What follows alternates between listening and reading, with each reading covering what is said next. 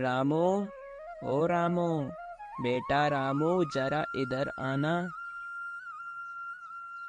क्या हुआ? और तुम सुबह सुबह इतनी जोर जोर से क्यों चिल्ला रहे हो? अरे रामू, जो तू दवा लाया था, अब वो दवा खत्म हो गई है। रामू, आज जब तू बाजार से घर लौटे तो मेरे लिए याद से दवा लेकर आना।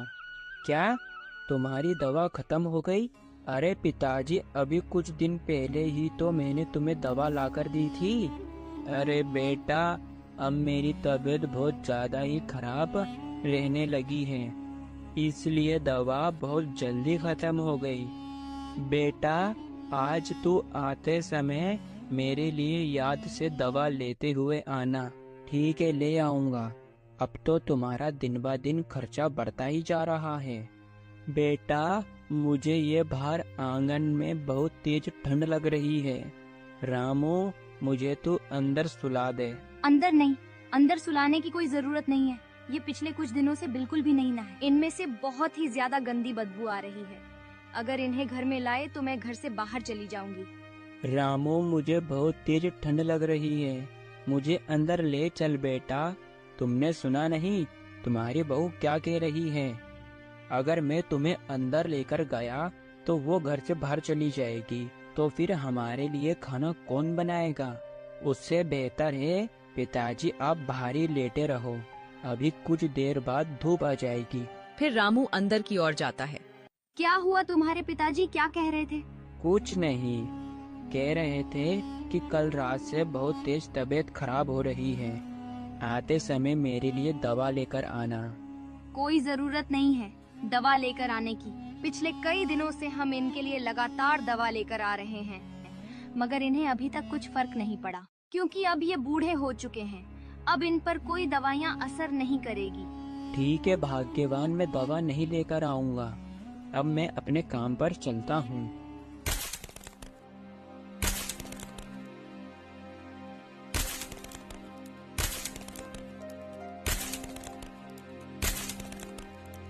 चलो, आज तो समय रहते मैंने ढेर सारे पत्थर तोड़ लिए। अब बाजार जाकर इन पत्थरों को बेच देता हूँ, फिर मैं घर जाऊंगा। बड़ी बड़ी चट्टानों से पत्थर तोड़कर उन्हें बेचना, यही रामू का खानदानी पेशा था और वही काम रामू करता था।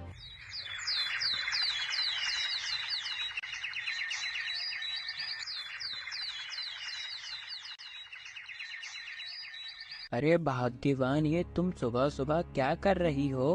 अपने फूटे नसीब को बैठकर रो रही हूँ। दिखाई नहीं देता मैं तुम्हारे पिताजी के गंदे कपड़े धो रही हूँ। आज सुबह सुबह इन्होंने 2 बार उल्टी कर दी, उन्हीं कपड़ों को मैं धो रही हूँ। अरे बेटा रामू, ओ रामू, रामू, तू कल रात में मेरी दवा नहीं लेकर आया, नहीं लाया। अब मेरे पास तुम्हारे लिए एक फूटी कौड़ी भी नहीं है। अरे रामू, तू ऐसे क्यों बोल रहा है?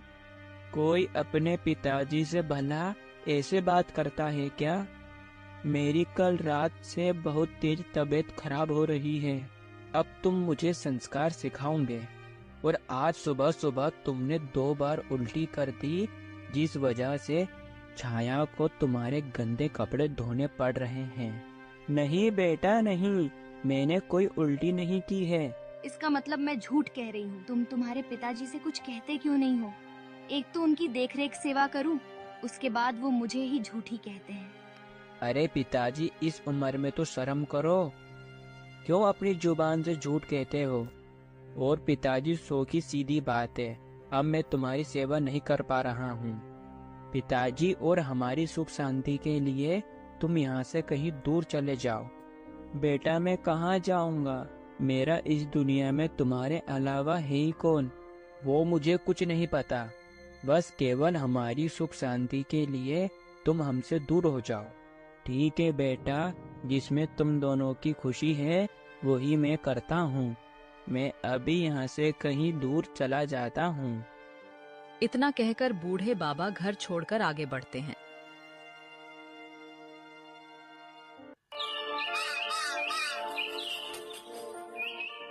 थोड़ी देर चलने के बाद वो जंगल में एक पेड़ के नीचे बैठ जाते हैं। पता नहीं अगले जन्म में मेरे ऐसे क्या बुरे कर्म हैं जो मुझे इस जन्म में इतना दुख भोगना पड़ रहा है। आज मुझे मेरे बेटे ने और मेरी बहू ने मुझे घर से निकाल दिया। बूढ़े बाबा की आंखों से आंसू आने लगे और इतने ही बीच में वहां से एक साधु महाराज गुजर रहे थे। अरे बाबा, आप इतने घने जंगल में क्यों रो रहे हो? ऐसी क्या बात है? अब मैं आपको क्या बताऊं साधु महाराज। आज मुझे मेरे बेटे और बहू ने मुझे घर से निकाल दिया है। बूढ़े बाबा ने साधु महाराज को सब बातें बताईं कि बूढ़े बाबा का बेटा और बहू उनके साथ कैसा व्यवहार करते थे। अरे बूढ़े बाबा, आपके जीवन में तो बड़ा ही दुख है।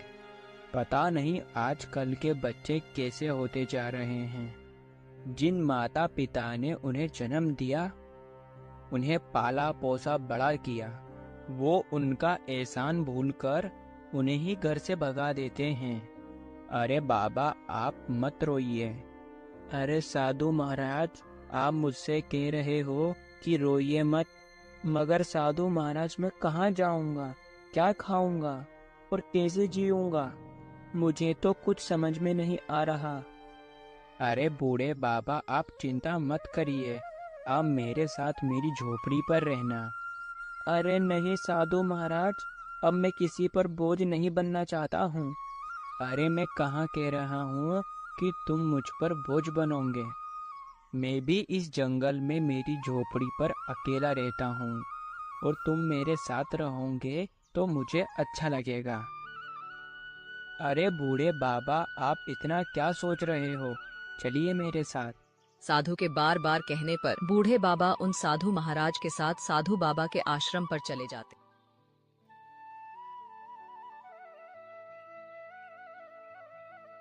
और जड़ी बूटियां खाते ही बूढ़े बाबा बिल्कुल ठीक हो जाते हैं। अरे साधु महाराज, आपकी जड़ी बूटियां खाने के बाद ऐसा लगता है कि मेरे शरीर में जितनी भी बीमारियां थी वो सभी बीमारी नष्ट हो गई है। मैं एकदम से अच्छा महसूस कर रहा हूँ। ये कैसा चमत्कार है साधु महाराज? अरे बाबा, आप इसे चमत्कार ही समझो। मुझे कई वर्षों से तपस्या करने के बाद यह शक्ति मिली है कि जिसे भी मैं औषधि या जड़ी बूटियाँ देता हूँ उसकी बड़ी से बड़ी बीमारी नष्ट हो जाती है, क्योंकि मैं एक विद्वान ब्राह्मण हूँ। आपका बहुत बहुत शुक्रिया साधु महाराज, जो आपने मुझे जीवन दान दिया। मैं आपका बहुत बहुत आभारी हूँ। अरे साधु महाराज, मैं आपसे एक बात कहूँ, अगर आपको कोई आपत्ति नहीं हो तो? हाँ कहिए बाबा। अरे साधु महाराज, आपको यह विद्या कहाँ से मिली और ये विद्या प्राप्त करने के लिए आपने क्या क्या किया? अरे बाबा, यह विद्या मुझे कठोर तपस्या से प्राप्त हुई है। साधु महाराज, ये विद्या क्या मुझे भी प्राप्त हो सकती है? हाँ, क्यों नहीं हो सकती है, जरूर हो सकती है। अगर कोई मनुष्य किसी कार्य को करने की ठान ले तो वो कार्य अवश्य रूप से पूरा होता है। बाबा, आप भी यह शिक्षा प्राप्त कर सकते हो, किंतु एक बात का ध्यान रहे, यह विद्या प्राप्त तभी होगी जब वो मनुष्य अपनी पूरी मोह माया त्याग दे।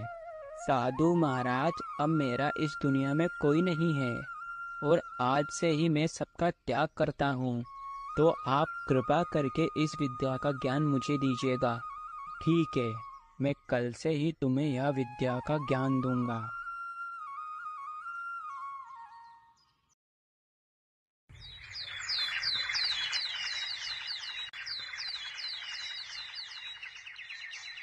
इसी प्रकार साधु महाराज उन बूढ़े बाबा को विद्या का ज्ञान देने लगे और बूढ़े बाबा ने कठोर तपस्या की और विद्या को प्राप्त कर लिया।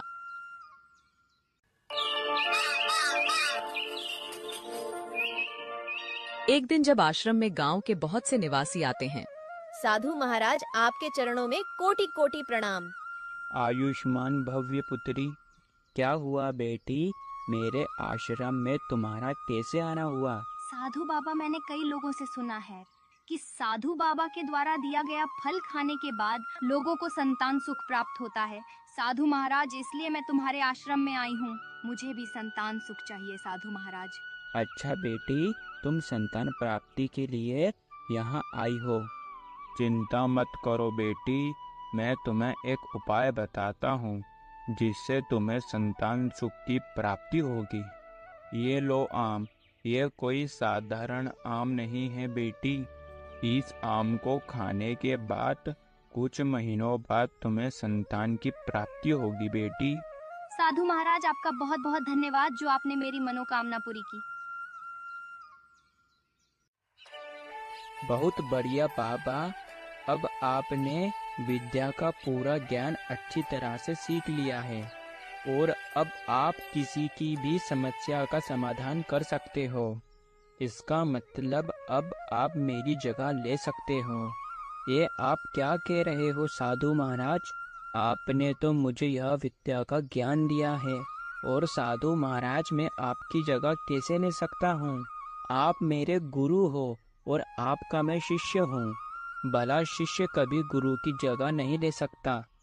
अरे बाबा, ये बात आपकी सत्य है, किंतु मैंने तुम्हें विद्या इसीलिए सिखाई है कि आप विद्या प्राप्त करके मेरी जगह ले लो और मनुष्य की समस्याओं का समाधान करो। अरे साधु महाराज, अगर आप अपना आश्रम मुझे दे दोगे तो फिर आप कहाँ जाओगे? बाबा, ये सब मैं आपको सौंप कर हिमालय पर जाकर तपस्या करूँगा और जब तुम्हें मेरी ज़रूरत हो तो तुम मुझे पुकारोगे तो मैं तुम्हारे पास चला आऊँगा।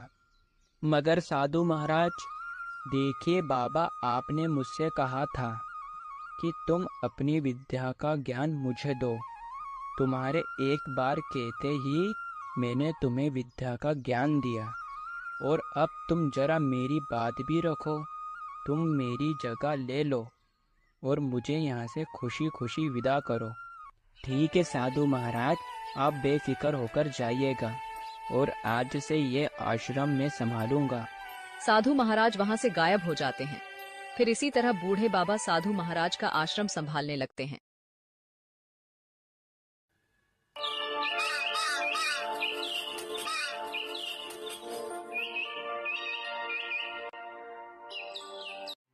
कुछ महीने पहले रामू और छाया को एक संतान हुई थी, मगर वो संतान बड़ी बीमार रहती थी।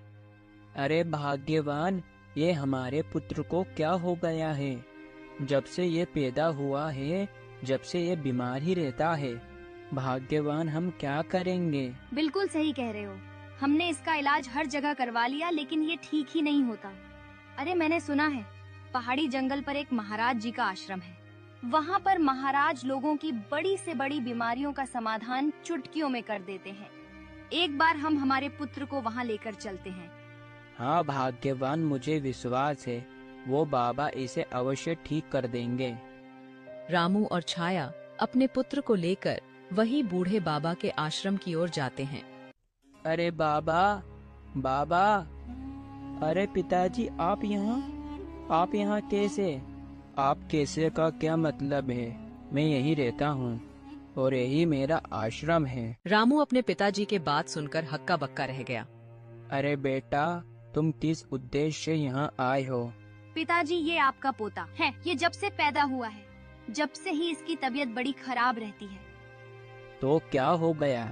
जिस प्रकार तुम दोनों ने मुझे अपने घर से भगाया था क्योंकि मैं बीमार रहता था, तुम इसे भी अपने घर से भगा दो। ये भी तो मेरी तरह बीमार है। चिंता मत करो बेटी, मैं तुम्हें जड़ी बूटियाँ देता हूँ। ये जड़ी बूटियाँ तुम अपने पुत्र को खिला देना, जिससे ये ठीक हो जाएगा। मगर पिताजी, हमने तो तुम्हारे साथ कितना गलत किया और अभी तुम हमारे पुत्र को बचाने के लिए उसे जड़ी बूटियाँ दे रहे हो। अरे बेटा, वो तुम्हारा कर्म है और ये मेरा कर्म है बेटा। यह बात सुनकर रामू और छाया अपने आप में शर्मिंदगी महसूस कर रहे होते हैं। पिताजी, मगर तुम इतने बड़े साधु महाराज कैसे बने? तुम्हें यह विद्या का ज्ञान कहाँ से मिला?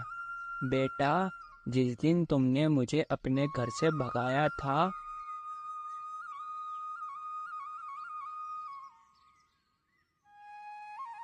अब पिताजी तुम्हें यहाँ रहने की कोई ज़रूरत नहीं है।